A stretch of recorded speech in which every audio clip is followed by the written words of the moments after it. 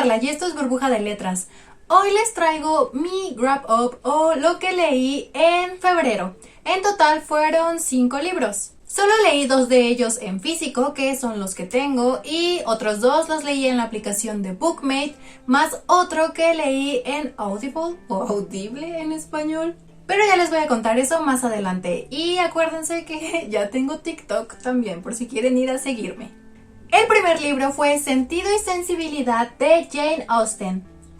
Esta fue una lectura, la verdad, bastante improvisada. Lo compré de la colección de las novelas eternas y no es como que, llevara mucho tiempo queriendo leer Sentido y Sensibilidad, de hecho no, pero sí tenía ganas de volver a leer algo de Jane Austen porque lo único que había leído era Orgullo y Prejuicio, pero eso ya tiene como 5 años, entonces ya prácticamente no recordaba mucho de su estilo. Pero la verdad es que tenerlo en físico como que dio lo mismo porque, al igual que Mujercitas, terminé escuchándolo como audiolibro en Bookmate. Eso sonó muy raro. En comparación con Mujercitas, como que se apegaba más a la traducción, o sea, me refiero a que en Mujercitas, en el libro físico de las novelas eternas, la traducción como que sí usaba palabras diferentes o así en el audiolibro, y era muy parecido a lo que estaba escrito a lo que escuchabas. Y para quien no ha leído Sentido y Sensibilidad, muy rápidamente trata la historia de 2 hermanas, Marianne y Eleanor. Eleanor representa esta parte del sentido, de la razón, o sea, es una persona como muy analítica. Y Marianne, la hermana menor, representa la sensibilidad, todas estas emociones, es una persona muy emocional, muy apasionada. Entonces, pues estas personalidades a veces llegan a chocar en el libro. Prácticamente nos cuenta la historia de estas 2 hermanas después de que su padre fallece y ellas tienen que dejar su casa porque quien se va a quedar con la casa es su medio hermano por derecho, porque así eran las leyes en ese entonces. Así que nos cuenta qué va a ser de su vida a partir de ese momento. Como les digo, tenía mucho tiempo sin leer a Jane Austen, entonces no puedo hacer una comparación, por ejemplo, con Orgullo y Prejuicio de cuál me gustó más, porque Orgullo y Prejuicio ya no lo recuerdo tanto. Pero lo que sí puedo decir es que me gustan mucho los personajes que Jane Austen crea. O sea, se nota que ella era una mujer muy observadora. Como que estaba muy atenta a las personas de su entorno para ver qué cosas de sus personalidades podía tomar para ellas, para sus personajes. Y a partir de todas estas actitudes que tomaba de la gente de su entorno, como que con sus sarcasmos y las observaciones que ella va metiendo en su historia, hace una caricatura de esta gente, de lo ridículos o de lo irrespetuosos que pueden llegar a ser. En Sentido y Sensibilidad, por ejemplo, tenemos a el matrimonio de los Palmer. Con los Palmer, por ejemplo, vemos un matrimonio conformado por un hombre horrible, o sea, con una personalidad asquerosa y muy serio y como que hace menos a todos. Y después su esposa es todo lo opuesto. La señora Palmer es como ridículamente feliz y no se toma nada en serio. Entonces ahí se ve muy bien como que lo que les digo de estas caricaturas que hace Jane Austen de las personas. Lo que me gustó mucho de Sentido y Sensibilidad es que aprendes un montón de cómo eran todas esas leyes de la época. Como les mencionaba, por ejemplo, en este caso el medio hermano de Marianne y Eleanor es el que se queda con la casa y Jane Austen se toma gran parte de la narración para explicar cómo funciona todo este sistema en el que las mujeres nunca salen beneficiadas. Se toma el tiempo de explicar cuestiones económicas, de herencias, de cómo funcionaban los matrimonios, los dotes, las mujeres sin fortuna, en general cómo eran las mujeres las que se quedaban desprotegidas si no tenían un marido. También a través de su novela puedes ver cómo era un ambiente en el cual importaba muchísimo el dinero y las apariencias. Si no tenías eso, no tenías nada, no eras nadie. Lo que no me gustó, por ejemplo, del libro es que de repente tiene partes un poco lentas, o sea, como que se pierde un poco el ritmo de la lectura porque no está pasando como tanto en la historia, o sea, de repente se enfoca mucho en hablar de pues todas las reuniones sociales, algunos bailes y eso de repente se vuelve un poco repetitivo, pero solo es en alguna parte del libro. Tampoco me gustó una problemática diferencia de edad entre una pareja, que no voy a decir cuál porque es spoiler, aunque aquí se abre la duda de si en realidad es spoiler, un libro que fue publicado hace muchísimos años, pero bueno, o sea, hay mucha gente que no lo ha leído. El problema es que es una diferencia de edad, o sea, de una chica y un señor que es, o sea, el doble de su edad, podría ser su papá. Y sé que en esos tiempos funcionaba diferente las nociones de la edad y de la niñez, la adultez, o sea, eran diferentes a lo que concebimos ahora. pero aún así no deja de hacerme ruido y de resultarme extraño esta pareja. El final del libro me recordó muchísimo a la película de Becoming Austin, no sé si ustedes la han visto. Es una película basada en la biografía de Jane Austen, no sé qué tanto esté como así muy apegada a su vida, pero bueno, se enfoca en la historia de amor de lo que fue Jane Austen y este chico creo que se apellidaba Lefroy. Y es que al final del libro Jane le dice a su hermana que como ellas en su vida real no pudieron tener finales felices, a sus personajes femeninos ella les iba a dar finales felices y matrimonios felices y iban a ser ricas, todo lo que pues en vida muchas mujeres no pudieron. Entonces sí, quizá el plot twist de Sentido y Sensibilidad y el final se sienta un poco irreal porque es como muy sorprendente, muy precipitado, pero relacionándolo con esto que les digo, tiene sentido. Entre Marianne y Eleanor me cayó mucho mejor el personaje de Eleanor, creo que porque me identifico un poco más con ella y admiro mucho la paciencia que tenía. La paciencia y también la claridad en sus pensamientos, o sea, esto de sentido sí era muy racional y muy analítica con todo, pero eso también jugaba en su contra porque la hacía como sufrir de más por no demostrar sus emociones, lo cual también es malo. En cuanto a Marianne, también me gustó su personaje, pero no me gustó el final que le dio. Porque siento que al final no tiene muchas opciones, como que su final es lo que tendría que ser con su vida y no tanto como lo que ella quisiera que hubiera sido su vida. No sé si me explico. El segundo libro que leí fue en Bookmate y se llama El cuaderno de las pesadillas y es del autor Ricardo Chávez. Este libro lo había visto antes recomendado por Abril y también por los chicos que antes eran de Locus Amoenus, ahora su canal se llama Ficciones. Pero bueno, ellos lo habían recomendado para trabajar el terror en niños. Porque este libro es una recopilación de pequeñas historias que es como si fueran pesadillas. De hecho, no sé qué tanto el autor se haya basado en pesadillas así reales de niños, pero bueno. El libro tiene cuentos muy escalofriantes, pues precisamente porque está hablando de pesadillas. Y hay historias en las que, o sea, sí es fácil identificar como el miedo del que proviene esta pesadilla y por qué se origina, pero hay otros en los que te preguntas como, ¿por qué alguien puede tener una pesadilla con eso? O sea, ¿qué pasa en su vida que está soñando eso? En donde se ve, por ejemplo, muy claro el origen como de este tipo de pesadilla es en el cuento de Vidrio, que fue uno de mis favoritos y te rompe el corazón, que básicamente es la historia de un niño que siente que es de vidrio y se va rompiendo poco a poco, pero la razón por la que se va rompiendo poco a poco es porque su familia se está desintegrando, sus padres se pelean, o sea, es una situación de maltrato muy horrible y entonces eso se va reflejando en él. Él literalmente es de vidrio y se va rompiendo. Entonces, por ejemplo, hay de este tipo de cuentos. Pero en realidad hay de todo. Por ejemplo, hay también de una niña que no deja de sangrar por alguna razón. Otra donde un niño tiene miedo porque piensa que se va a quedar enterrado. Y pues por aquí les pongo mis cuentos favoritos que fueron el que ya les mencioné, de vidrio, la sangre, las huellas, la feria, que es muy aterrador también, y el buen cielo. Estoy viendo para abajo porque aquí tengo mis notas. Me parece que este cuaderno de las pesadillas es un excelente libro para trabajar en conjunto o para leer así con más personas porque así puedes comentar qué piensas tú que significan esas historias o esas pesadillas a las que como que no entiendes bien por qué. Como que pueden salir muchas ideas al momento de tratar de descifrar qué significan. El tercer libro que leí también lo leí en Bookmate y fue Línea Negra de Isabel Zapata.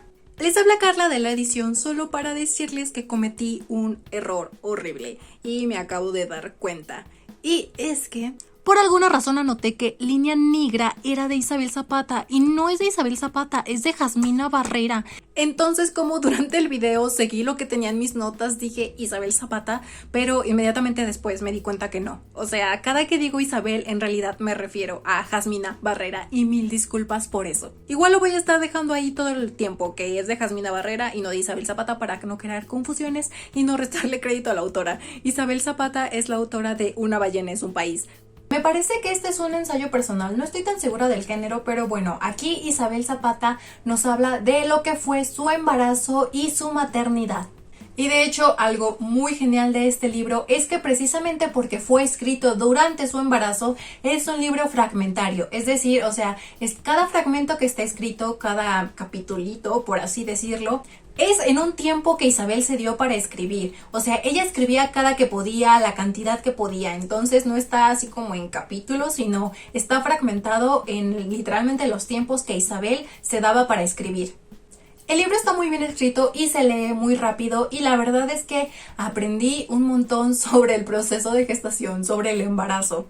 Isabel nos cuenta precisamente cómo ella se sintió, los cambios físicos que tuvo su cuerpo, también los cambios mentales, o sea, cómo incluso estar embarazada era equiparable a estar enferma por 9 meses, de lo mal que una persona se podía llegar a sentir. El terrible cansancio que puede causar el embarazo y la importancia de que la maternidad sea deseada y acompañada.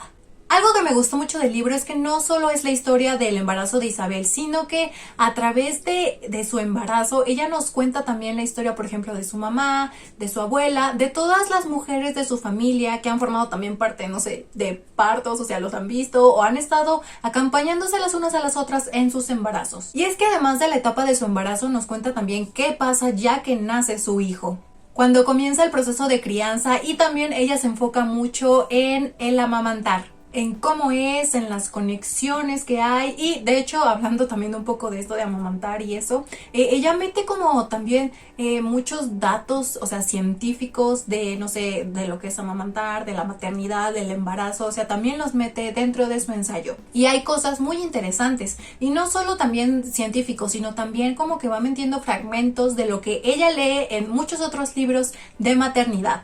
Y un tema que también permea mucho el libro es el conjuntar la maternidad con el trabajo intelectual. ¿Qué significa ser escritora y estar embarazada y ser madre al mismo tiempo?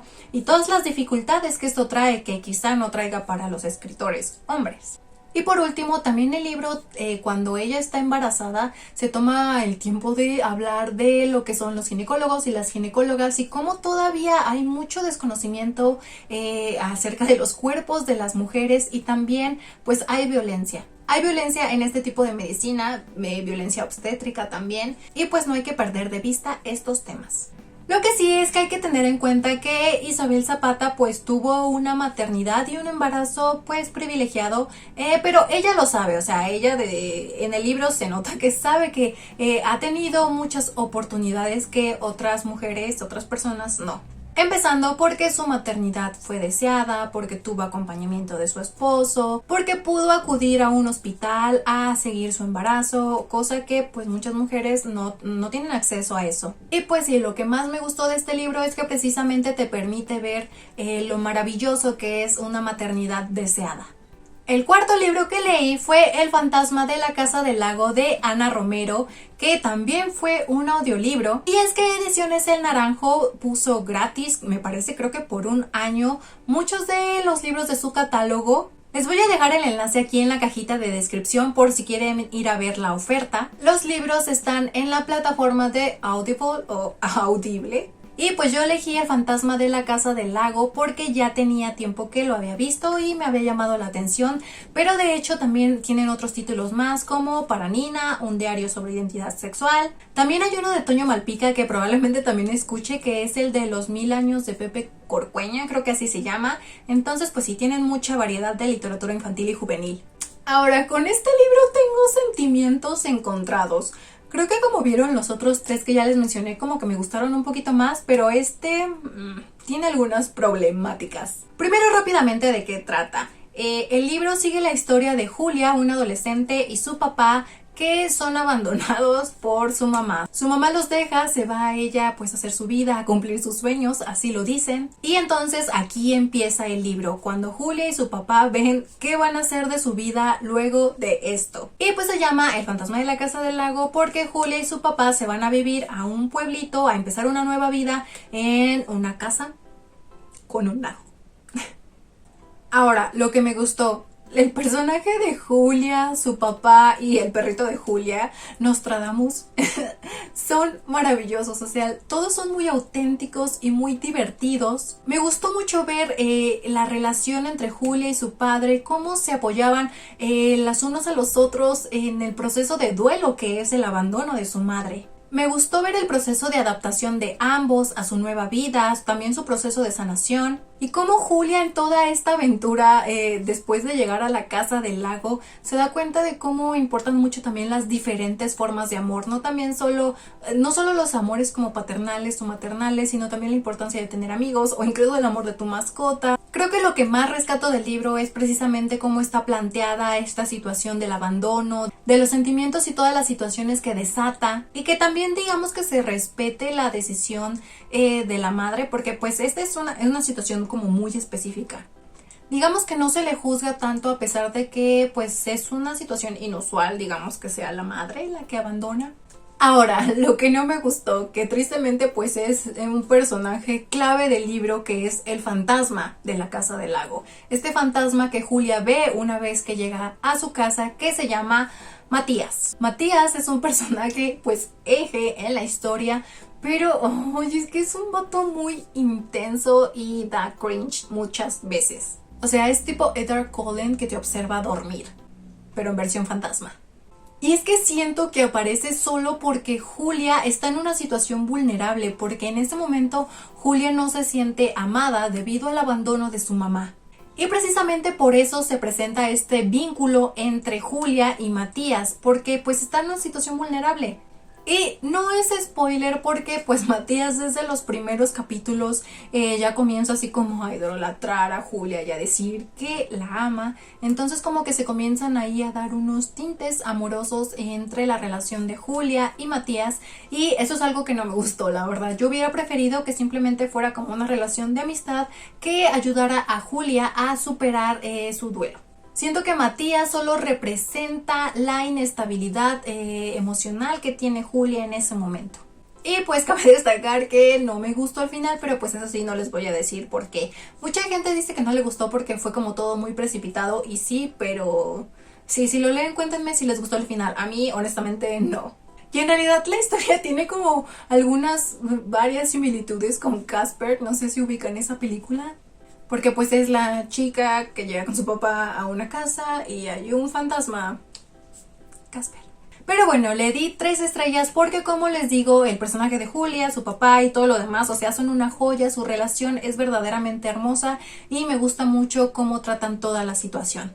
Y finalmente, el otro libro que sí leí en físico fue La historia interminable de Michael Ende, que este fue para la lectura conjunta que hicieron en Volver a Hogwarts. Fue su lectura de febrero.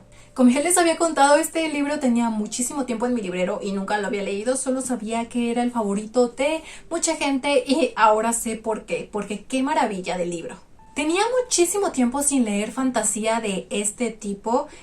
Por ejemplo, lo último que leí medio de fantasía fue como fantasía de ciencia ficción con la saga de las Crónicas Lunares, pero es diferente. Esta es una fantasía muchísimo más tradicional. Y solamente en caso de que no lo haya leído, pues cuenta la historia de un niño que se llama Bastian, el cual comienza a leer un libro y después de algunos eventos ahí en la historia, Bastian es capaz de entrar al libro que está leyendo. Entonces se vuelve como una historia dentro de otra historia. Es un libro muy ágil y bien contado, y me impresiona la capacidad imaginativa que tenía el autor para crear a tantos personajes, a tantas criaturas dentro de su mundo, y también para configurar cómo iba a funcionar su mundo ficticio, porque pues está un poquito ahí medio complicado, pero está muy genial.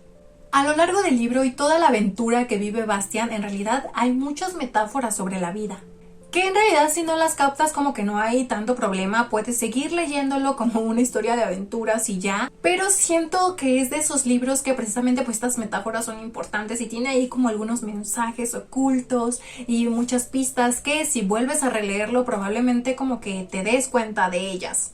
Cosas que quizá en una primera lectura te pasen desapercibidas o no los hayas entendido tan bien. Siento que es de esos libros que entre más relees como que más cosas vas encontrando. Y pues además de todas estas aventuras que vive Bastian una vez que se mete dentro de este libro, algo que me gusta mucho pues en general es esta alegoría que es todo el libro, porque el libro es como una alegoría que trata de los problemas entre la razón y la fantasía, también la relación entre la vida y la muerte. No sé, es un libro con muchos personajes, con muchas enseñanzas, o sea, tiene demasiadas cosas. Me sorprendió mucho y me alegro haberlo leído por fin.